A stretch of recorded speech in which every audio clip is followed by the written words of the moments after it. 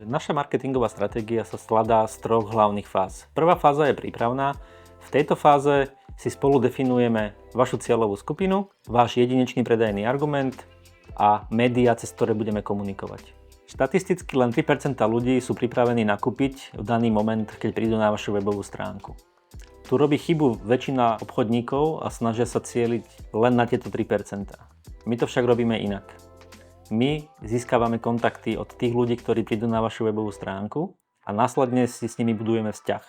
Posielame im hodnotný obsah a keď sú pripravení nakupovať, tak vtedy im pošleme ponuku šitú na mieru.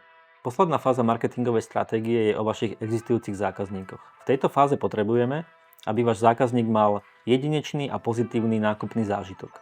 Vďaka tomuto pozitívnemu zážitku vieme od zákazníka získať pozitívnu referenciu na vašu službu alebo produkt, ktorá dokáže pritiahnuť ďalších zákazníkov. Skutočná hodnota zákazníka sa skrýva v jeho opakovaných nákupoch. To je to, čo chceme dosiahnuť v tejto fáze marketingovej stratégie. Ak ste všetky body marketingovej stratégie doteraz urobili správne, posledný bod bude pre vás jednoduchý. V tomto bode ide o to, aby sme zo zákazníka získali lojálneho zákazníka. To znamená, aby u nás nakupoval často a pravidelne.